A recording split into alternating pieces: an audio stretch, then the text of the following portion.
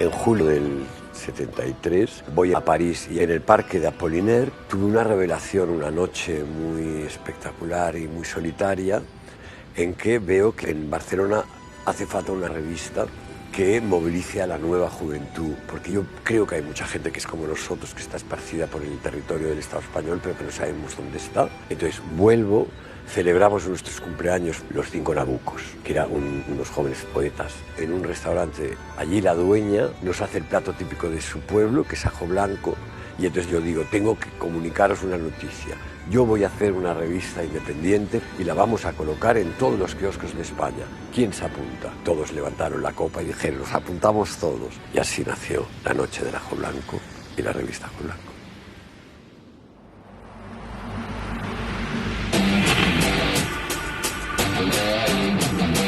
El franquismo daba una impresión de solidez, de que aquello no podía moverse, pero en cuanto se empezaron a abrir corrientes de aire, todo se vino abajo. Ajo Blanco fue una de esas corrientes de aire. 2 años antes todavía estaban los carlistas manifestándose en Montejurra y estaban las huestes del régimen matando abogados en sus despachos. El primer ajo significó el intento de que la democracia española se sumara a las décadas culturales y vitales que nos habíamos perdido. Estudiar Ajo Blanco es tan necesario como estudiar los medios oficiales de la época, porque gracias a Ajo Blanco tenemos al menos una visión alternativa. Era una época tan tremendamente caótica y divertida que era un descojone cómo se podía trabajar y salir adelante. Teníamos claro que en este país tenía que correr aire y montamos un ventilador que funcionó perfecto.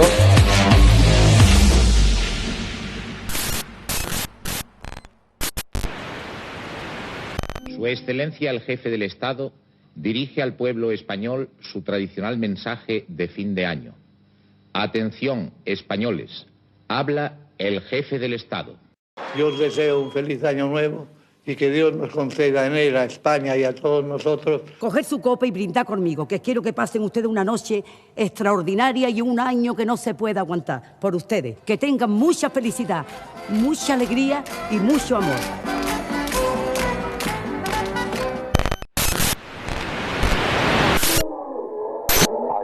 Ajo Blanco era simplemente un reflejo de lo que era la sociedad catalana o española en ese momento, ¿no?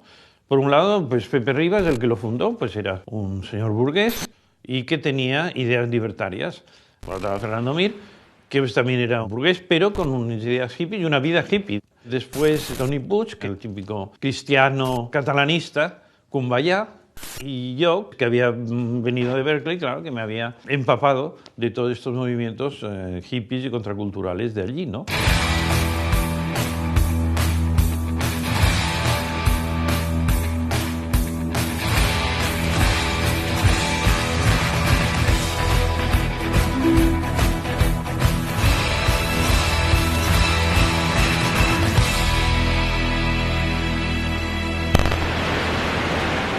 ¿Cuáles son los aspectos básicos de la prensa underground? Tiende a unificar arte y vida, trabajo y ocio, espontaneidad, imaginación con cotidianidad y remarcar fundamentalmente el aspecto vitalista de la sociedad, ¿no?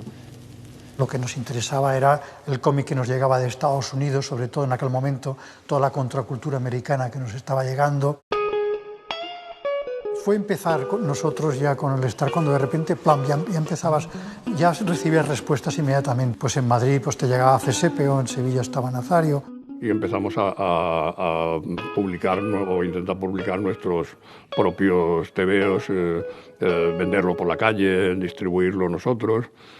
Y esto fue creando un ambiente de editores que empezaron a apostar por nosotros como movimiento un poco nuevo y diferente de lo demás. El concepto juego es el núcleo principal en torno al cual gira todo el underground. Hay estómagos que no quedan calientes lo suficiente. Echas una moneda. Sale una mano de hierro. Y ¡zas! Te arrea un puñetazo. El underground pues era mínimo en ese momento. Y claro, la aparición de Ajo Blanco aglutinó a toda esta gente. Me interesó mucho de Ajo Blanco el lenguaje que utilizaron, que esto es algo que yo siempre he dicho, era rompedor, ¿sabes? O sea, había una nueva forma de hablar y de escribir. Queríamos imponer nuestra forma de decir las cosas. Yo estaba en el grupo de Carlos Barral y de Jaime Gil, etc.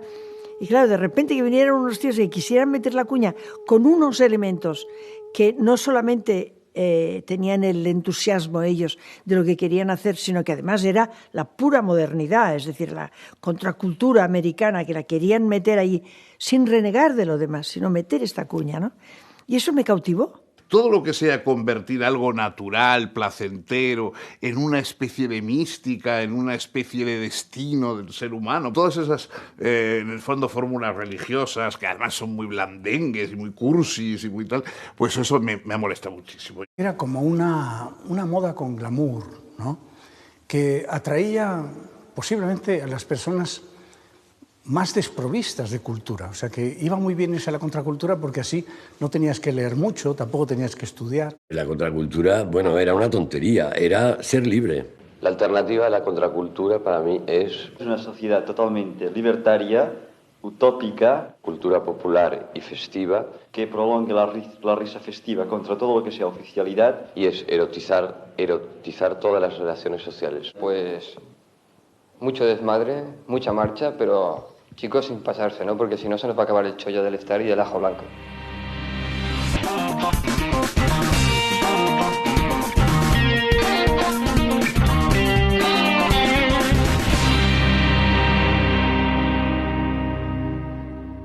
Lo que ocurría con Pepe Ribas es que podía haber elegido ser un periodista reputado, y lo que hace él pues se junta con la vasca de los impresentables de Barcelona, y ahí estábamos todos. Ajo Blanco era una redacción abierta y por ahí pasaba todo el mundo, y llegabas allí y te encontrabas con mucha gente que venían con curiosidad para ver qué se podía hacer. Era un local pequeñito ahí en la calle Aibal, se ha invadido de gente, o sea, gente que venía a pasar la tarde a verte. Pues igual venían por la redacción todos los travestis de las Ramblas, con los señores que vivían con los travestis que eran señores respetables. Había en Barcelona unos 10-12.000 freaks y todos, la capital era Ajo Blanco, Aribau 15, nuestro despacho. Ajo Blanco es una revista que le hicieron los lectores. Ya empezaron a venir de Sevilla, empezaron a venir en autobús, gente que se escapaba de sus casas y que nos pedía consejo. No sabíamos a dónde íbamos ni lo que íbamos a hacer. Cada día era un nuevo día y cada año era una historia diferente.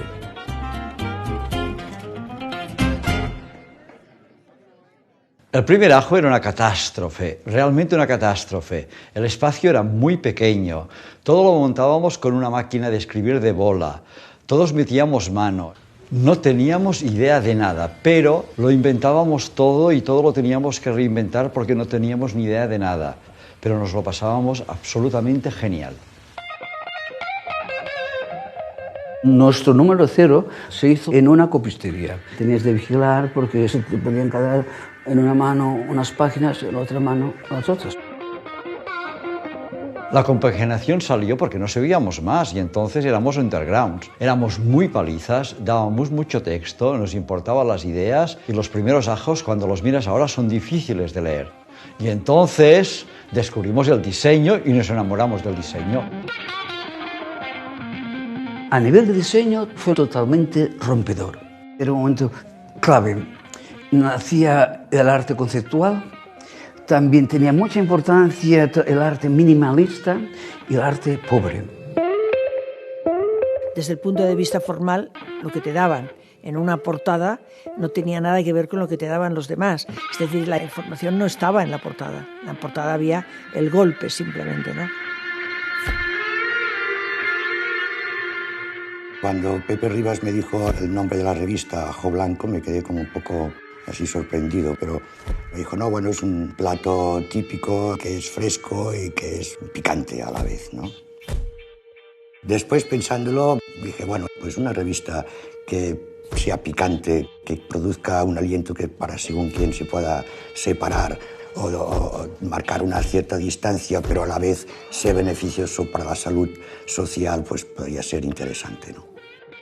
Y de aquí salió la idea de la portada, que eran unos labios carnosos mordiendo un diente de ajo. La portada era una boca y el resto todo en blanco. Tenía que coger mucha fuerza. Y esta fuerza que tenía la portada daba fuerza al interior de nuestra revista de Ajo Blanco. Portada limpia, únicamente un objeto que te traía. A partir de aquí se hizo un tratamiento manual para eliminar toda la superficie de la piel y quedase solamente los labios recortados con el ajo. El resultado de la portada nos produjo una satisfacción que, aparte del entusiasmo que conllevaba el inicio de esta etapa.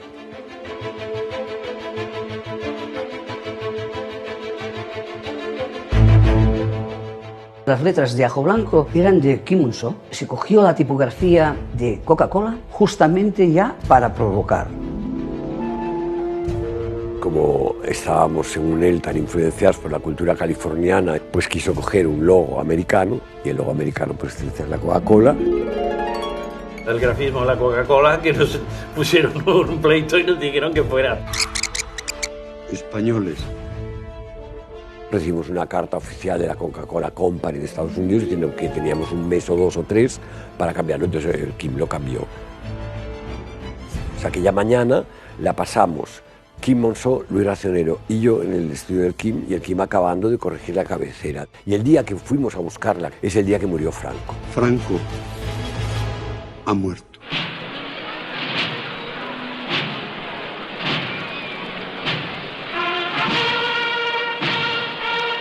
En ese momento había 2 pensamientos únicos en España. Uno era el del régimen franquista, que eso era como la atmósfera. Eso se daba por sentado, ¿no? Y lo único alternativo a esta situación era el comunismo, eran los marxistas.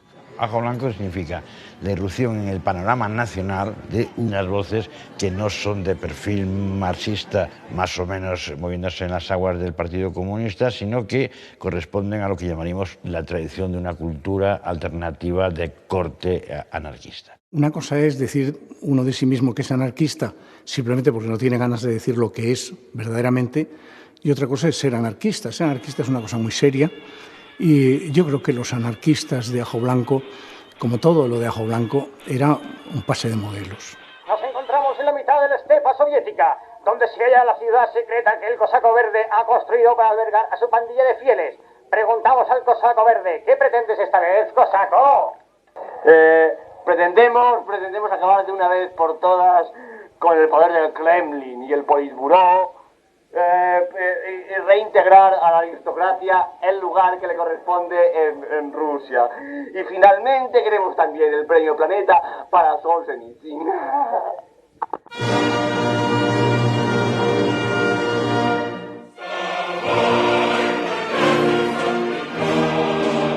Bueno, los comunistas les quitamos la clientela. Los que controlaban el Telexpress y los que controlaban el Triunfo y tal, vieron su mandarinaje en peligro, porque había una gente joven que empezaba a hablar de cosas que ellos no hablaban.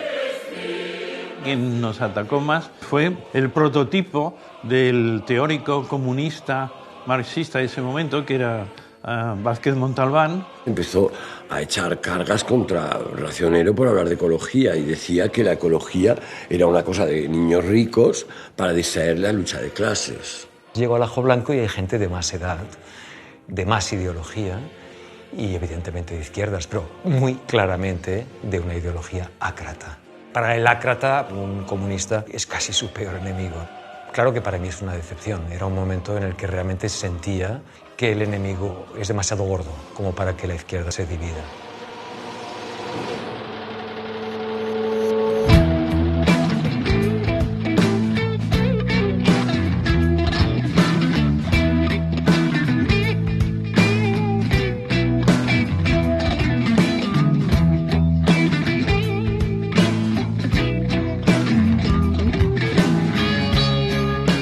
Blanco de alguna manera fue vocero de una ansia colectiva que había en aquel momento. Y tuvo algo acertado, que era su eclecticismo. Feminismo, homosexuales, reivindicaban la igualdad, ecología, antipsiquiatría, debates sobre la peligrosidad o no peligrosidad de las drogas, distinciones entre drogas blandas y duras, vegetarianismo y alimentación sana y natural. De esto no hablaba la prensa estándar de momento, pero incluso, insisto, ni la más progre para el momento. Efectivamente, Ajo Blanco trató cuestiones que por lo menos todavía no sonaban, ¿no? Y por supuesto que eran infrecuentes para el tipo de jóvenes que éramos nosotros, que estábamos muy enredados en temas pues, políticos, o sea, políticos de estricta observancia, ¿no? ¿La marginalidad no la habéis buscado vosotros, sino que venía por su poca venta al principio? Hombre, de hecho había una cierta marginación ya por los temas, por el tipo de revista que era, pero también cuenta esto, ¿no? O sea, la cuestión de... Yo creo que también hay que es marginal por el contenido, no solamente porque llegue o no llegue, sino el contenido es el que marca si es marginal, si es elitista, si es política.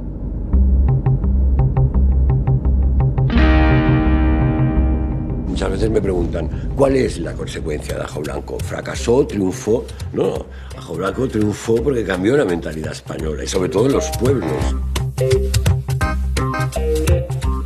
Porque no se podía hablar de aborto, no se podía hablar de masturbación. Había un autoritarismo, a tu padre lo tenías que tratar de usted. Entonces, claro, la gente de los pueblos escribía a Ajo Blanco y cada mañana me ponía encima de mi mesa 100, 150 cartas y las leía todas. Era mi primer trabajo del día.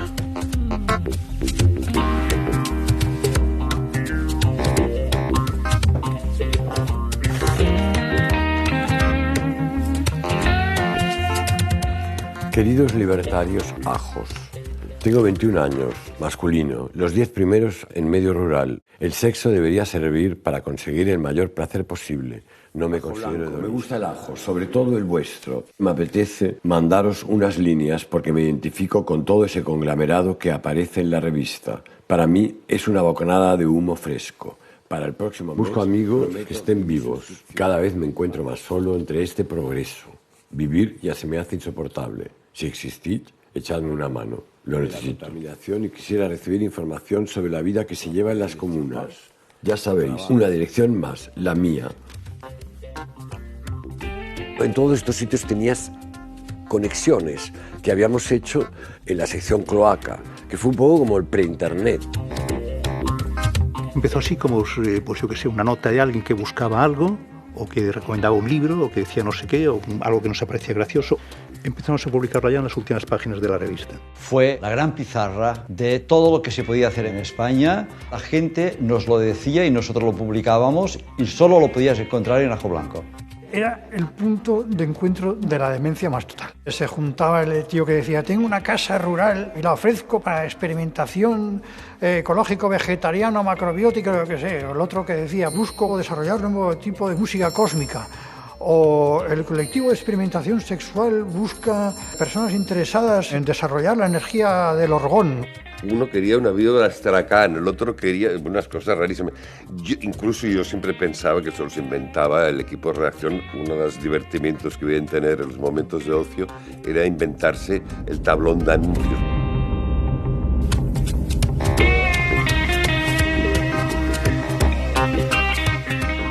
Cogíamos unos coches del año de la Catapum y nos metíamos en los pueblos. Recorrimos no sé cuántas veces España, cargado de revistas repartiendo. Así conocíamos la gente que de repente querían construir una comunidad y romper con el franquismo, con las costumbres, con la represión, con la iglesia, con el terror, con el pánico.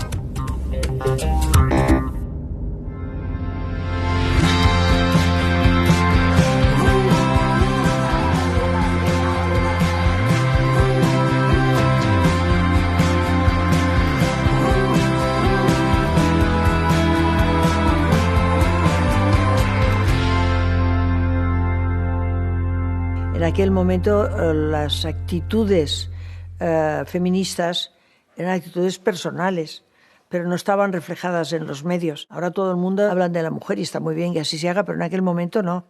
La primera reunión de Ajo Blanco yo dije, bueno, yo lo siento, pero lo único que voy a hacer aquí es feminismo, porque eso es lo que necesitáis.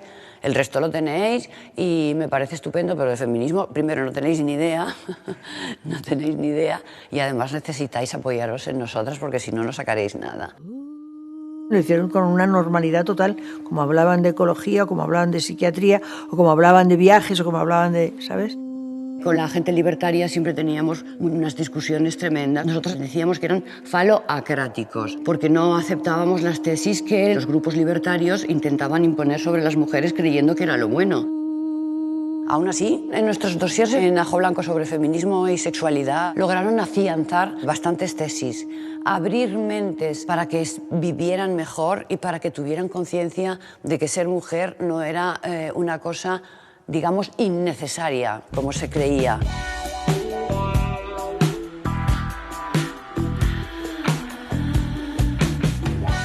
Mucha gente muy reprimida por las familias, los curas, el terror al infierno.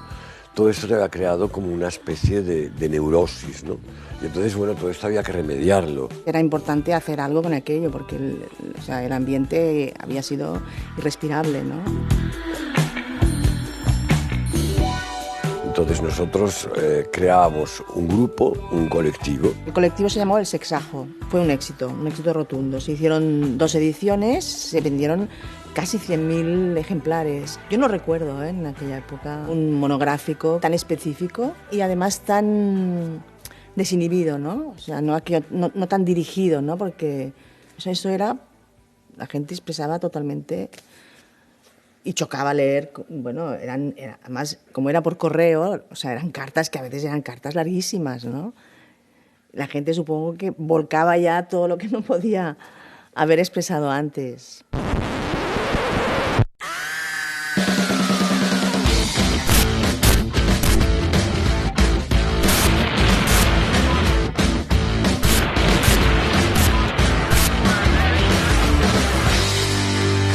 El dossier Fallas provocó un cataclismo. Fue una campaña de prensa sin precedentes.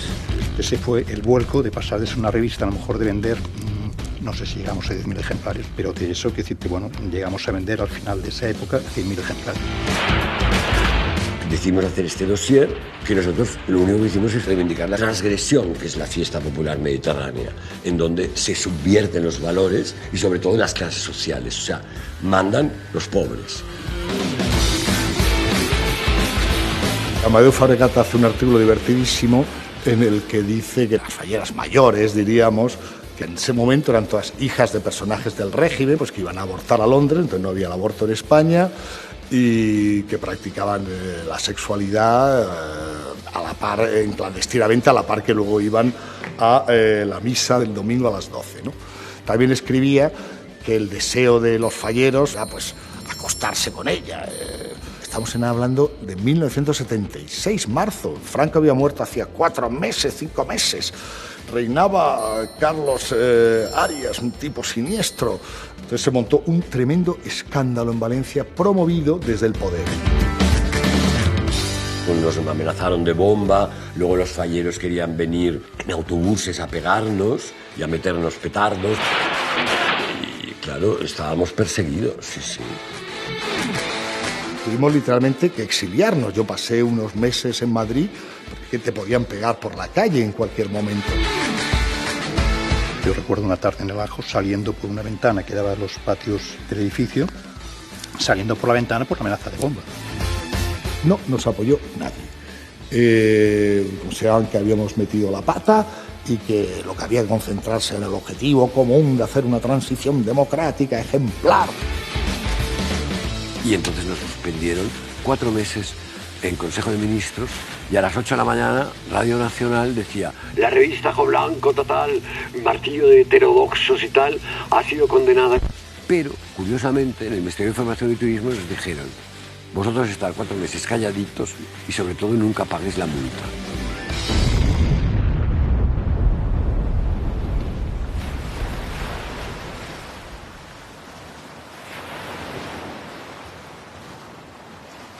Lo que hicimos 3 meses fue irnos a Menorca, casa de Pepe, nos contamos ahí.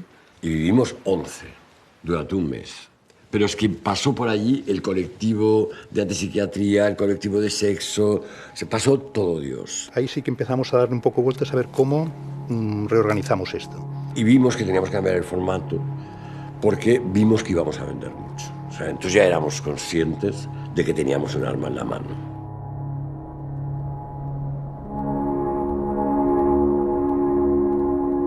Nos dimos cuenta de que, claro, la publicidad que nos había hecho aquel cierre era fantástica. Y llegamos casi a 100.000 en el 9 de septiembre, después de las jornadas libertarias. Es todo el gran invierno libertario de Barcelona. Barcelona se convierte en la capital absoluta de la cultura emergente en todo el Estado español y de Latinoamérica. Empieza la movida de los colectivos y del movimiento libertario, de los ateneos libertarios. Y entonces empezamos con el número de Durruti, el de cultura libertaria, la alternativa a la enseñanza. Realmente yo creo que Ajo Blanco se convierte un poco en el renacer de todo el movimiento libertario. Todo ese invierno es una utopía vivida, y el que la ha vivido no puede volver para atrás, porque aquello lo hemos vivido. Y este es el gran problema de mi generación y de los un poquito más jóvenes. O sea, el invierno del 77, la primavera del 77 y el verano del 77, Barcelona vivió algo sorprendente. Fue como la eclosión de todo, de la libertad. Fue el sueño de creer que podíamos cambiar el país de verdad y que podíamos conectar con la República y el pasado libertario español y poder hacer una democracia modélica en Europa y la más moderna. Y lo teníamos todo.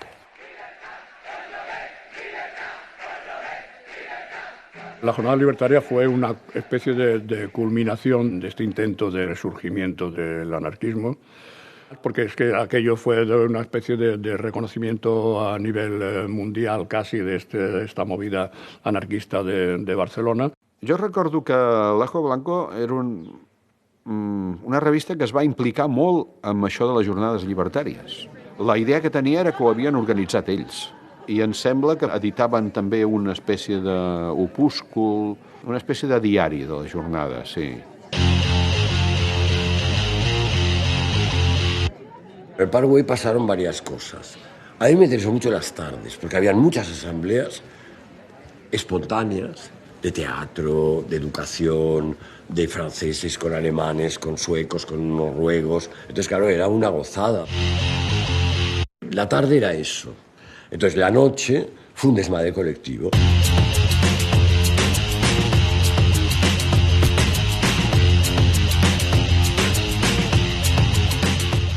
Yo me fabriqué una especie de vestido con una malla de pescador, sin nada debajo, y un bolsito y unos zapatos de tacones.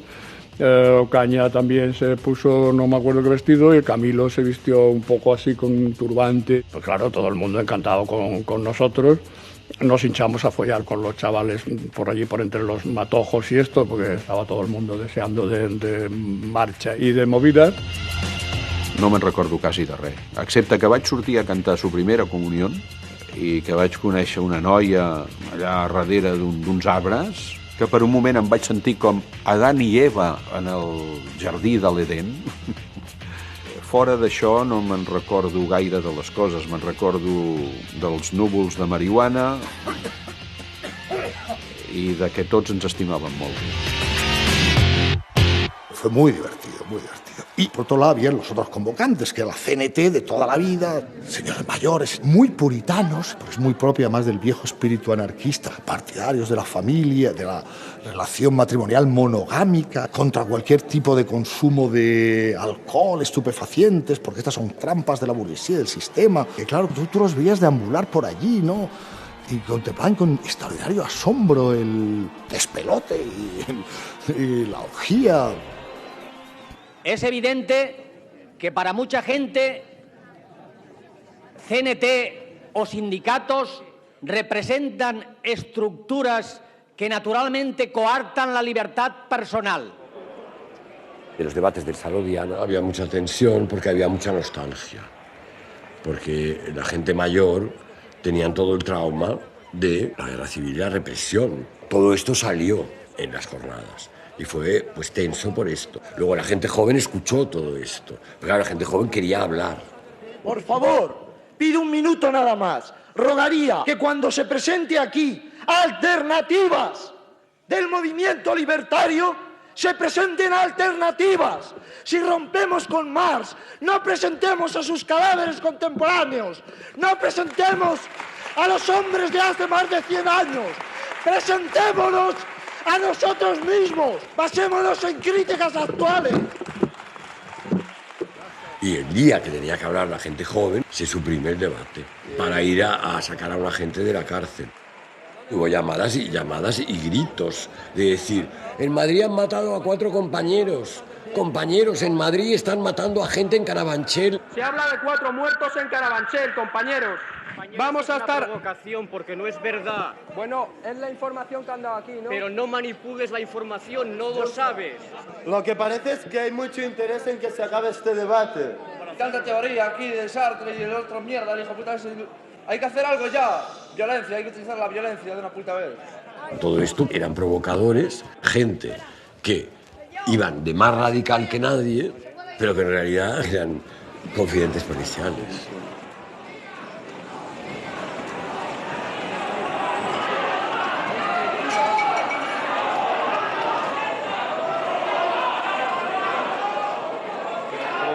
Tranquilos, tranquilos.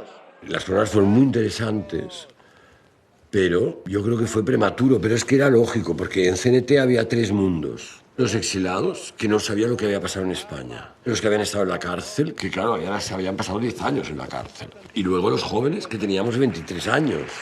Hemos ido aguantando intervenciones que se limitaban a hacer un ajuste de cuentas con el pasado. En cambio, cuando se tenía que tratar al movimiento libertario y a la CNT ante el futuro como alternativa a la sociedad actual, esto no ha merecido la importancia. Para coordinar todo esto se necesitaba un tiempo que se robó. Y esto ha sido clave en el fracaso democrático español. Porque si hubiera existido esta fuerza hubiera sido crítica. Y no te digo que hubiera tenido el poder, pero sí hubiera mantenido el aliento del espíritu crítico. Cuando en la época de las burbujas y del dinero fácil y del Felipe González repartiendo dinero y corrupción hedonista. Nada más, compañeros. Salud y autogestión.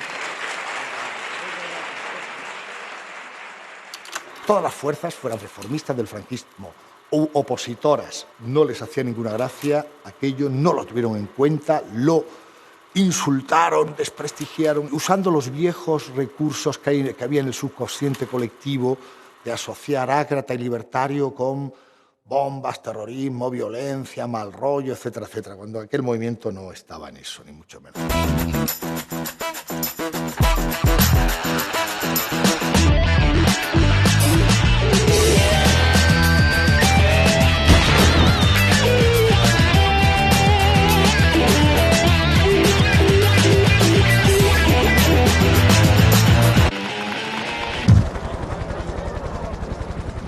Empezaron a pasar cosas raras, empezaron a aparecer grupos muy extremistas en las Ramblas, muy pequeños, que incendiaban autobuses, rompían las lunas. Todo esto provocó que todo el mundo huyera de las Ramblas, porque bolas de goma, cosa que no había pasado nunca.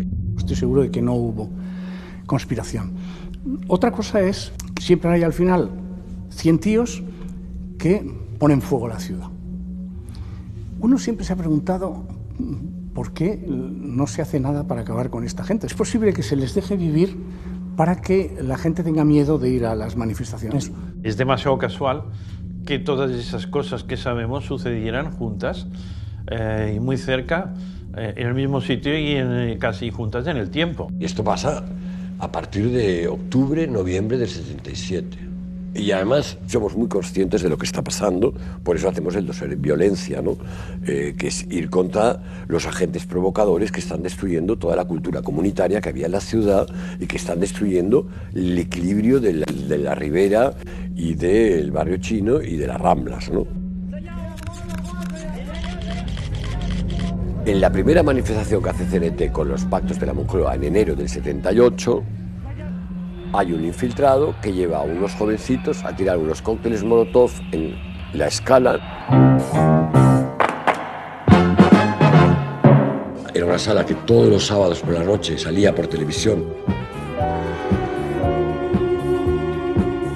Entonces, con lo cual todo el mundo conocía la Scala, entonces tiraron los cócteles, alguien previamente había puesto fosforito y la Scala hizo... se incendió toda.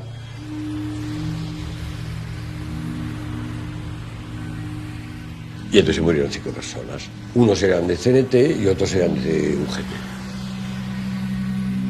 Entonces, la CNT hizo... Buenos días y bienvenidas. Hoy es jueves, día 20 de marzo de 1980, día de votaciones después de 40 y pico de años para el Parlamento de Catalunya. Algo que todo... Aquí es va acabar la festa. Aquí van venir els bons nois, per una banda els comunistes, per una altra els cristians, i ens van donar pel sac a tots. I des de llavors ja no hem tornat a aixecar el cap mai més. Entonces, bueno, empezó como una gran crisis creativa y entonces empezó a emerger Madrid como capital cultural. Una ciudad es un pueblo que ha salido mal. Una ciudad es una casa de cristal opaco. Una ciudad es una letrina con el cartel de ocupado. Una ciudad es una cámara de gas.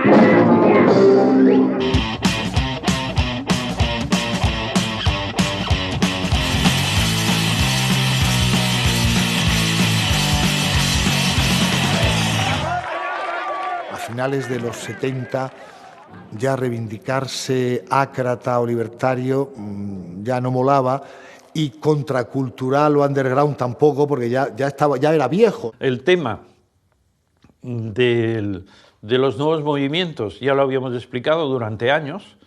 Tú no te puedes estar explicando lo mismo durante años sin que cambie nada. Yo ya estoy muy cansado de Ajo porque ya veo que hay que dar un paso mucho más radical, que es comercializarnos. Pepe quería que Ajo Blanco se convirtiera en la evolución en una revista importante del país, que lo éramos, pero a nivel de semanario, mensual, periódico tal vez. La idea era muy buena, pero no estábamos preparados. Hubo un cisma importante entre la gente de ahí dentro, digamos la dirección y los trabajadores. Mi toma de partido fue decir, esto no es mi Ajo. O sea, no estuve aquí 3 años luchando por esto para convertirlo en esto. Y entonces de repente veo que toda aquella gente no entienden nada, que están en una guerra a muerte por personas, no por proyectos. Derribar a la persona. Entonces yo digo, esto es Ajo Blanco. Y yo me cogí el barco, me fui a Menorca. Al cabo de 1 mes y medio se mataron, pero yo no volví. Y nunca más volví al primer Ajo.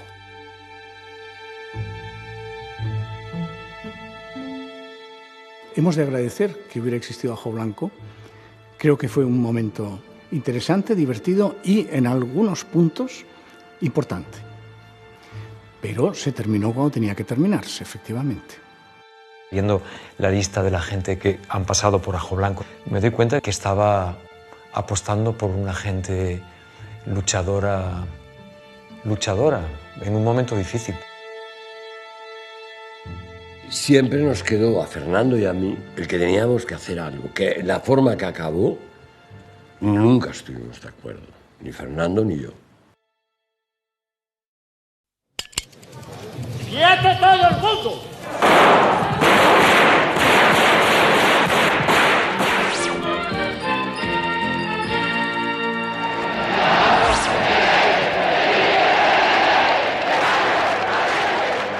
Miguel Boyer convoca a los medios para explicar las razones que han llevado a intervenir en Rumasa. Y su nacimiento marcó un hito en el campo de la reproducción asistida en nuestro país. Ha sido aprobado el nuevo Real Decreto que regula la práctica de las interrupciones del embarazo en España.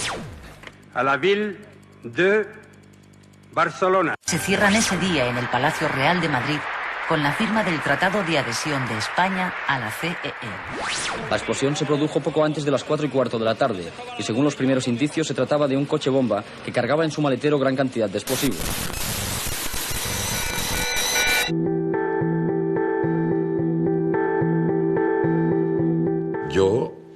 había vivido en Londres el año 85 y había visto la destrucción de los mineros y de todos los sindicatos ingleses míticos por la Thatcher. Había visto lo del SIDA, la histeria inglesa del SIDA, con programas de televisión de 3 horas. Y luego vi que iba a caer la Unión Soviética porque Gorbachev se pasó todo el rato en la BBC con entrevistas con la Thatcher. Yo me sentí en Londres, un Londres oscuro como la Barcelona del año 79 y decadente, en crisis total y con aquellos monstruos que eran como Nixon, Kissinger, Thatcher, Reagan. O sea, el nuevo capitalismo, un horror.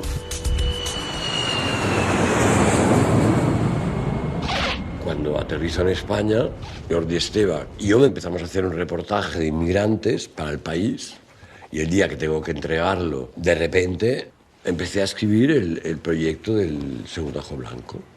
Supongo que por el pánico de meterme en El País, que sabía que era un órgano, pues que no. El vicepresidente Alfonso Guerra y varios ministros del Gobierno participarán en la campaña del Partido Socialista Obrero Español para la permanencia de España en la OTAN. Claro, ¿cómo podía llevar un artículo al País que había sido encima el periódico que había apostado por el sí en el referéndum de la OTAN, rompiendo y quebrando la intelectualidad española y diciendo, los intelectuales que habéis ido en contra, seréis barridos, seréis castigados?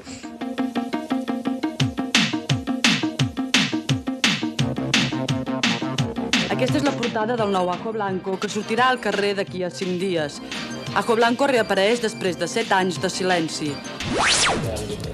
Del libertarismo nos queda la honestidad. Con esta y otras declaraciones de principios se presentó anoche en Madrid el nuevo Ajo Blanco. Aquella revista libertaria de los años 70, tribuna de opinión de sectores críticos con hondas raíces en el 68, vuelve a los kioscos con formato de los 80 y con unas pretensiones que conectan con el hoy y el ahora que vivimos. Desde un principio tuvimos claro que el Ajo Blanco tenía que ser una revista de tendencias, pero sobre todo cultural, que es lo que me interesaba a mí. Ajo se convierte más que en una revista contracultural, en una revista cultural. Se da cuenta de que en un mundo en que predomina el utilitarismo y el afán de lucro, etcétera, lo verdaderamente revolucionario es la cultura. Incorpora las experiencias de nuevo periodismo que se estaban haciendo en el mundo en ese momento, que básicamente habían 2 que fueron muy de referencia. En Inglaterra, The Face, que era una revista de tendencias, y en Francia, Actuel, que era una revista de nuevo periodismo europeo. Queríamos transmitir lo que no dicen los demás, lo que no decía la prensa escrita, lo que se callaban, que era mucho. Bueno, ¿qué pasa? Ajo Blanco fue una revista que existía hace muchos años y antes tan progres, tan reivindicativos, ahora seguís siendo reivindicativos, pero como más yuppies y más puestos. Antes, con 4 cosas, montabas una revista porque la gente tenía muchas ganas de leer. Ahora necesitas imágenes, necesitas más coco y necesitas dar las cosas mucho más elaboradas.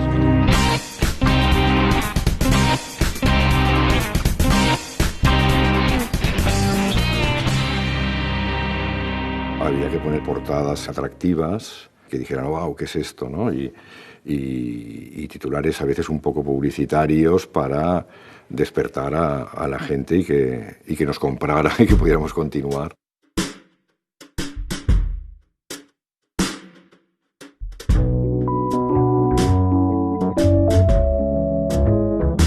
Ajo Blanco, en aquel momento, digamos que tomaba una postura un poco norteamericana, un poco a la estadounidense. Apostaba por la novedad y apostaba sin ningún tipo de complejo.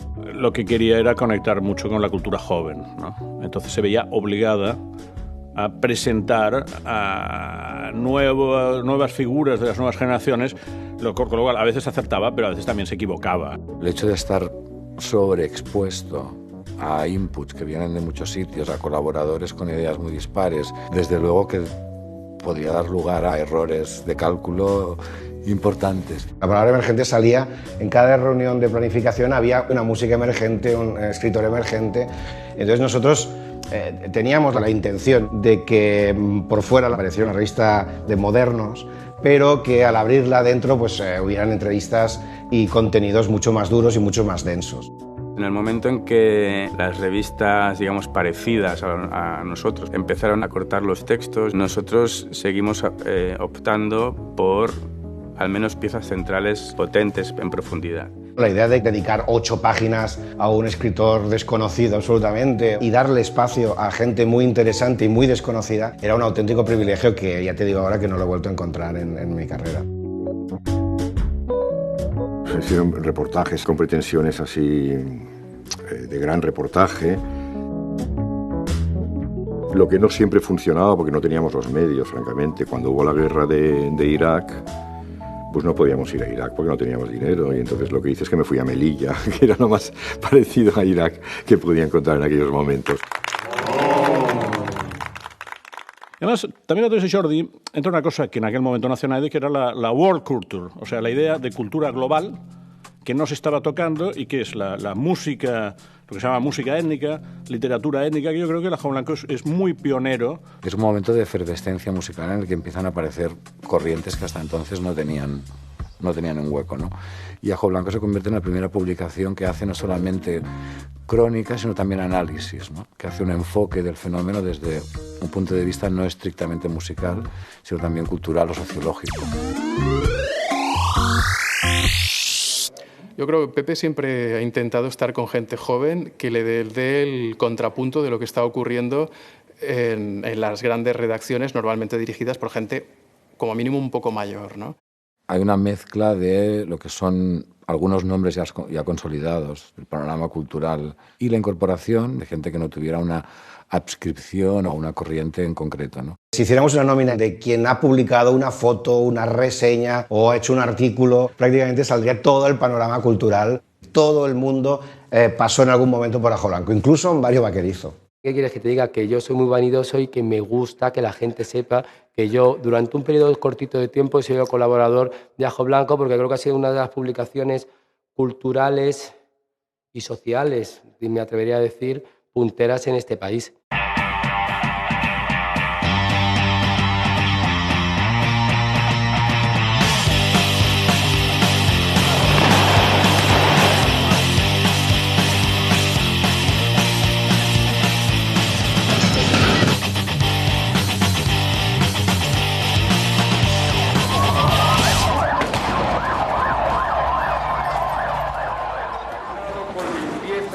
Las terceras elecciones generales.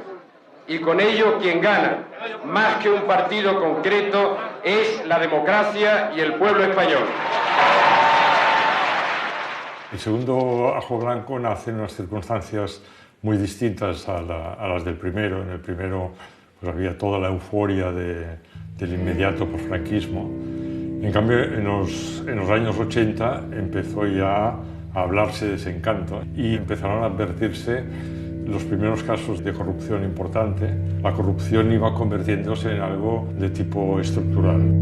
La denuncia de la corrupción y del tráfico de influencia. A por el pleno empleo, trabajo para todos. Mujeres, vótanos, hombres, vótanos. Que me votéis leche. La nueva clase social socialista y la nueva clase social nacionalista que estaba emergiendo en Barcelona, Madrid y otras ciudades necesitaban unas nuevas señas de identidad para romper todo lo antiguo. Y denunciamos todas las carencias democráticas y sobre todo denunciamos a las diseñardas y a las petardas, porque el diseño había sustituido a la ideología.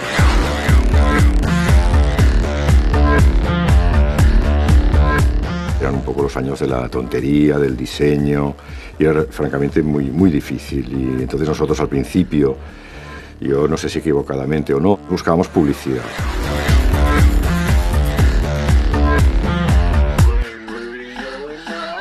Queríamos ser una revista de información puntual, transgresora, que dijera la verdad, que no se vendiera y que fuera independiente. El tipo de periodismo que hace Ajo Blanco, de ir a indagar, de intentar depender poco de la publicidad de los grandes grupos, pues se cuesta mucho llevarlo adelante. Era una revista muy cara de impresión, con mucho color, mucha fotografía, mucho equipo, grandes reportajes. Los contenidos que publicábamos no eran nada compatibles con los productos que intentábamos vender, y entonces ahí había una contradicción enorme y tuvimos graves problemas económicos porque no conseguimos que el mundo publicitario apostara por nosotros.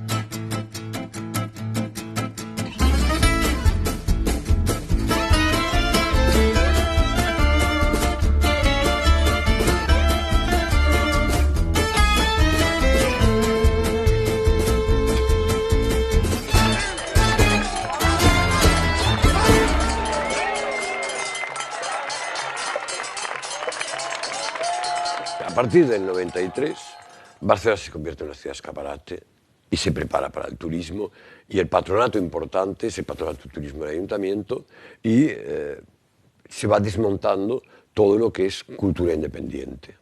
Entonces, sin cultura independiente, Barcelona nunca será nada. Y a partir del 94, 95, veo claro que nosotros estamos ya, los Jordis Estebas y los Fernandos Mils y tal, estén o no estén en el ajo, pero ya tenemos que dar un relevo. Y la generación que tenía que haber hecho el relevo no quieren hablar de política, lo social la mayoría pasan y solo les interesa el hedonismo, la calle, los bares, el alcohol y las pastillas.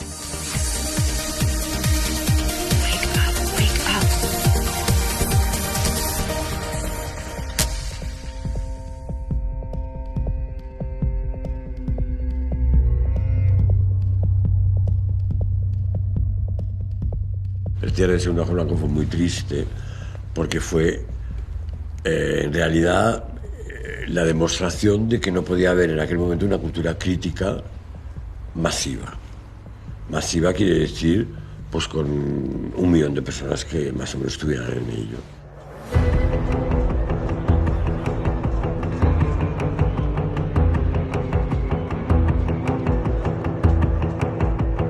Fue un gran error cerrar Ajo Blanco porque fueron los meses en que apareció en Seattle el movimiento antiglobalización. Y fue una gran lástima porque el público objetivo de Ajo Blanco se hubiera sumado a todo el público que entraba en el movimiento antiglobalización, y ahí Ajo Blanco hubiera podido jugar un papel muy importante.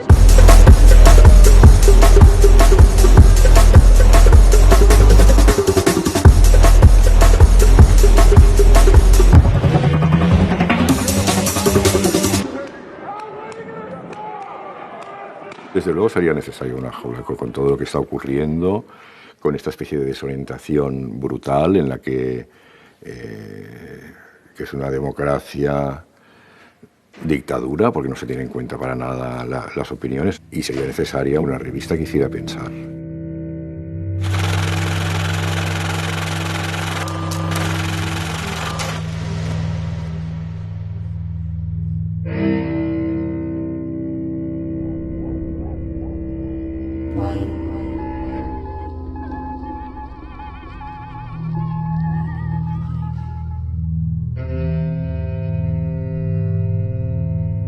Ahora hablamos mucho de la llamada cultura de la transición. Bueno, yo diría que Ajo Blanco, uno de sus grandes valores, es que él encarna la cultura intransitiva. 6 de diciembre, Día de la Constitución. Tu derecho es votar. Vota libremente. Un medio en los kioscos que pusiera en cuestión el mismo procedimiento, yo creo que en aquel momento era el único. Igual era Alcázar también. Había razones para tener espíritu crítico, y la prueba es la situación que vivimos actualmente y que deriva de aquella, ¿no? Y es porque muchos se habían creído esa imagen de bienestar común general, todo gratis. Todo el Ajo Blanco primero, sobre todo el año 78, 79, anunció todo las catástrofes que han pasado posteriormente. Es que está todo. Es que cuando tú lo veías en las paredes, parecía que lo hubieran escrito los indignados.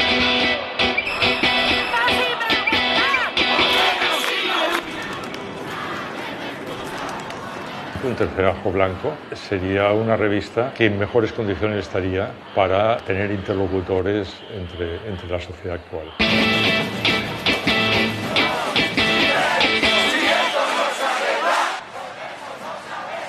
Cuando cerró Ajo Blanco, muchísima gente la echó de menos.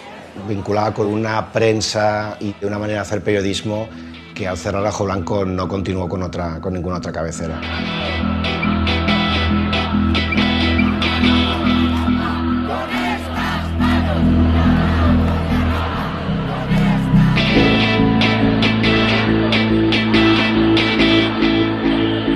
Ajo Blanco en este momento no tendría que ser una revista, tendría que ser un espacio. Hay que quebrar muchos miedos y esos miedos son los quebrarás en activismo diario, no leyendo una revista.